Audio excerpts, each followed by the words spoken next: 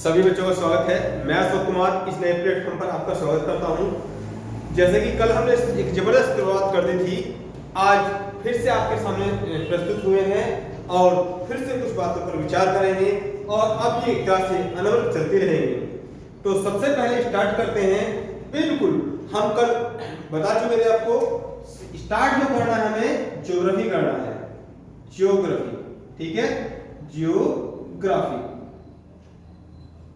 ठीक है, ज्योग्राफी करना है। इस ज्योग्राफी सब्जेक्ट के अंतर्गत पहला जो चैप्टर होगा ज्योग्राफी में, पहला चैप्टर जो होगा वो जियोमॉर्फोलॉजी होगा। क्या होगा? जियोमॉर्फोलॉजी,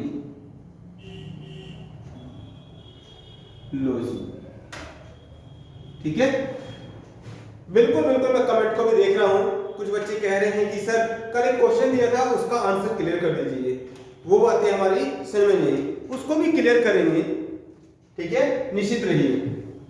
ज्योग्राफी देखिए, उस क्वेश्चन में बात ये थी, पहला चैप्टर में स्टार्ट करना है जियोमॉर्फोलॉजी, आप डाल लीजिए फर्स्ट चैप्टर।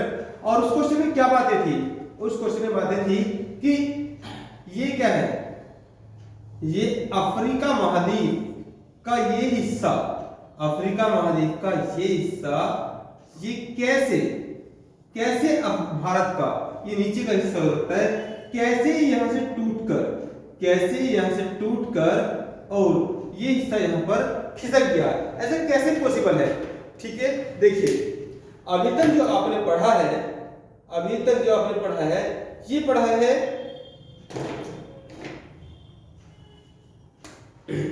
ये एग्जांपल बिल्कुल सही रहेगा। अभी तक जो आपने पढ़ा है, अभी तक देखा है आपने कि पृथ्वी, जो पृथ्वी है वो सूर्य के चारों ओर चक्कर लगाती है। अरे जब आप मॉर्निंग में उठते हैं, जब सुबह उठते हैं तो सुबह उठ के क्या देखते हैं? सूरज आपके घर के सामने है। किसी के घर के राइट साइड रहता है, किसी के घर के लेफ्ट साइड रहता है, किसी के बैक साइड रहता है, लेकिन घर के आगे पीछे रहने से कुछ नहीं होता। जिस डायरेक्शन में मॉर्निंग में सूर्य निकलता है वो डायरेक्शन क्या है? ईस्ट है, वो पूर्व दिशा है। और ठीक उसी के पीछे क्या होता है? पश्चिम। जब यदि आपके घर के सामने सूरज निकलता है, पूर्व दिशा है, और जब आप शाम को सोते हैं तो उससे कुछ देर पहले क्या होता है? उस डायरेक्शन के सामने निकला है तो ठीक घर के पीछे क्या होता है? वो छिपता है, उसे पश्चिम कहते हैं। तो ऐसा नहीं है सूरज घूम रहा है, सूरज नहीं घूमता है, पृथ्वी घूमती है। क्या घूमती है? पृथ्वी घूमती है। इस विषय पे चर्चा कुछ क्लासों में हुई है। ये बात क्लियर हो गई है कि हाँ, सूर्य के चारों ओर पृथ्वी चक्कर लगाती है, ठीक है, सूर्य के चारों ओर पृथ्वी चक्कर लगाती है। फिर ऐसा क्यों होता है? फिर ऐसा क्यों होता है कि सूरज ही हमारे घर के पीछे चला जाता है? सूरज हमारे घर के पीछे नहीं जाता, अस्तित्व में आपका घर ही ऐसे घूम जाता है, सामने वाला नीम का पेड़ भी घूम जाता है, तो आपको पता नहीं चल पाता। भाई जो भैंस बन रही थी खूंटे से, वो भी क्या है? वो भी घूम के चली गई।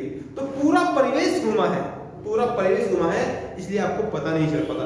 लेकिन आज राज की बातें हम कुछ और जानने वाले हैं कि क्या धरती का टुकड़ा भी खिसक कैसे जाता है, ठीक है। तो इसका ये एग्जांपल मैं लेता हूं आपके सामने। ये मेरे हाथ में क्या है? एक मार्कर है। ये मेरे हाथ में क्या है? मार्कर है। और इस मार्कर में ऊपर का पोर्शन क्या है? ये मैंने ग्रीन कलर का रख दिया है। जैसे पृथ्वी के ऊपर क्या है? पेड़ पौधे होते हैं। ये बीच का पोर्शन है और ये नीचे का पोर्शन है। तो पूरी पृथ्वी को 3 भाग में डिवाइड कर दिया है। और ये डिवाइड मैंने नहीं किया है, ये क्या किया है? ये जो एक भूगोलविद्या हुए हैं, ठीक है, ये भूगोलविद्या हुए स्वेज, एडवर्ड स्वेज। तो उन्होंने पृथ्वी को एक वृत्तीय काट लेकर पृथ्वी को 3 भागों में बांटा है। स्टडी के हिसाब से 3 भागों में बांटा है। ऊपर का भाग क्या है?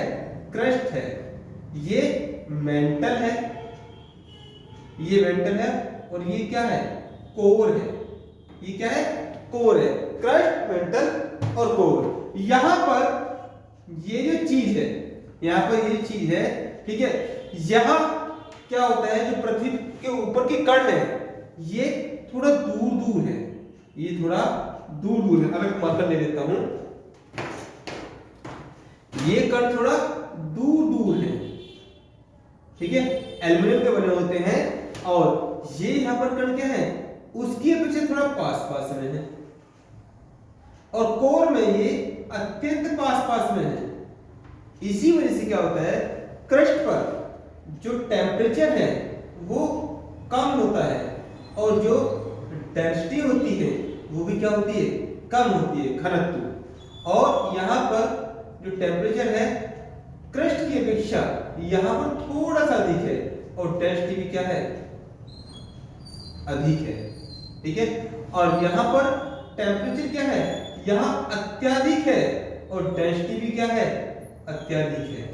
इसी कारण क्या होता है, ऊपर का जो भाग है, ऊपर का भाग अलग स्पीड में मूव कर रहा है, और ये नीचे का भाग जो है, ये बीच का भाग, ये अलग स्पीड में मूव कर रहा है, और ये जो व्हाइट वाला पोर्शन है ये अलग स्पीड में मूव कर रहा है। तो ऊपर के पोर्शन को क्या होता है, ये क्रस्ट है, ये मेंटल है, और ये क्या है, कोर है।